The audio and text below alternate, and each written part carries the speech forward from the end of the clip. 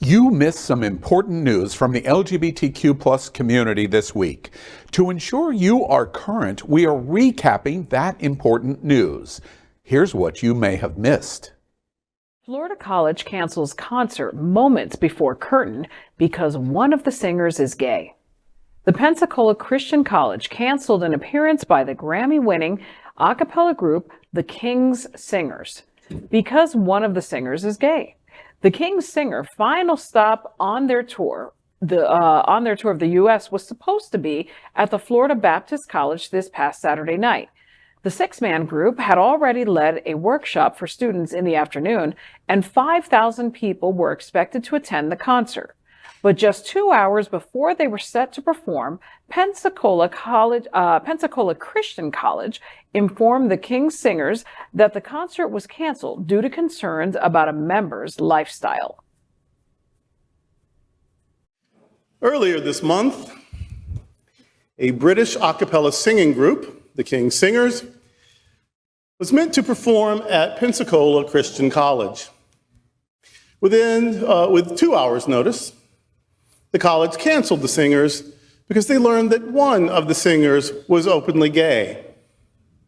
You ever heard of a gay musician? I'm sure they were stunned. And of course, openly just meaning that that person apparently isn't ashamed of who he is and didn't feel the need to lie about it. Homophobia was so central to the school's religiosity that they couldn't honor a contract because one singer wouldn't hide in the closet. Now, to add to the confusion of it all, apparently the singers have performed at the college before. And I don't know how big their choir is, but I promise you a gay person's in it. Maybe if it's a choir of two, maybe not. But if it's a choir of any size, I promise you there is some gay folk up in it. It is also noted that the school has allowed works by Tchaikovsky to be performed.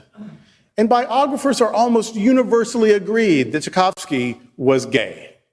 Hashtag hypocrisy. Meanwhile, revival has broken out at Asbury University in Kentucky. Student-led prayer that is going on night and day and has done for about a week and a half now. And it has spread to Lee University, a Pentecostal school in Tennessee, and I think to other schools too. And there are pilgrims coming to the schools to experience this amazing worship phenomenon. Now, these are evangelical colleges whose traditions look for and hope for movements of revival, which are extended periods of worship and rededication to spiritual principles. We have that every year at Sunshine Cathedral. We call it Lent. And nuns and monks have it every day. They call it cloistered life. But if you're not used to a life of prayer, then being able to have this sort of new sort of experience of just praying more often and with others, that can be energizing. That can be quite beautiful, of course. Extended periods of heartfelt prayer can obviously be a good thing, especially if it yields the fruit of the Spirit: love, joy, peace, kindness. If it is producing the beautiful and sweet fruits of the Spirit, then, let that continue. I would love the sort of revival that moves Christian colleges to stop using God's name as a weapon against LGBTQ people.